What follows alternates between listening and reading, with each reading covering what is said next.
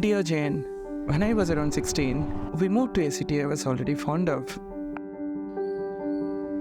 I spent the next 2 years in an all-boys college where the clock stretched from 8 a.m. till 7 p.m.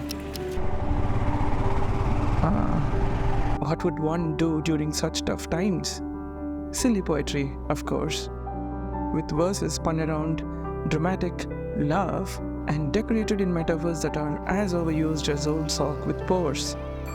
And the irony, Jane, not a fraction of it was inspired by personal enchantment. I joined a league of 4 hapless souls, each with their own romantic escapades. One became a well-wisher while his beloved fluttered away with another soul.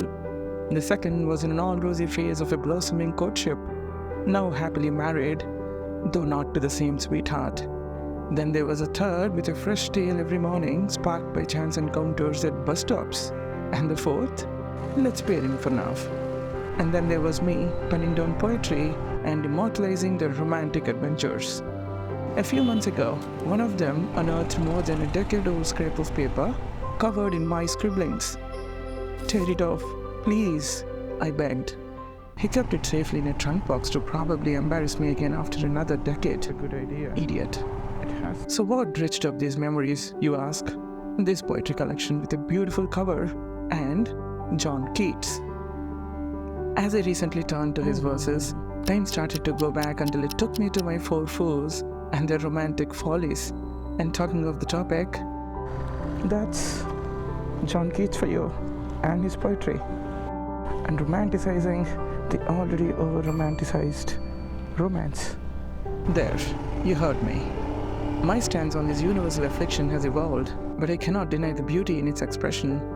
Let me read out a few verses of John. Okay. What wondrous beauty! From this moment, I efface from my mind all women. He wrote to her in a letter dated March 1820, "Sweetest Fanny, you fear sometimes I do not love you so much as you wish. My dear girl, I love you ever and ever. The more I have known you, the more have I loved. In the hottest fit I ever had, I would have died for you."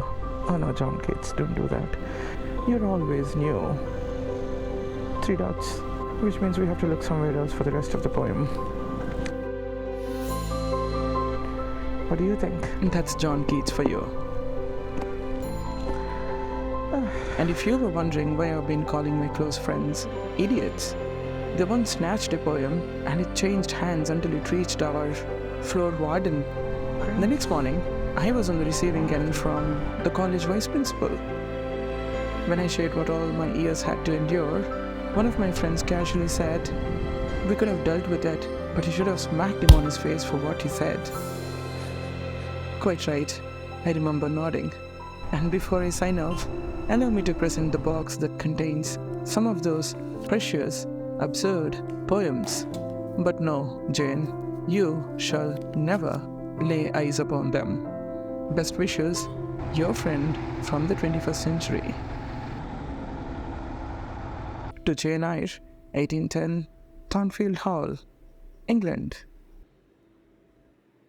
Even so, forever shall she be the halo of my memory. Oh, John Keats. Oh, John Keats.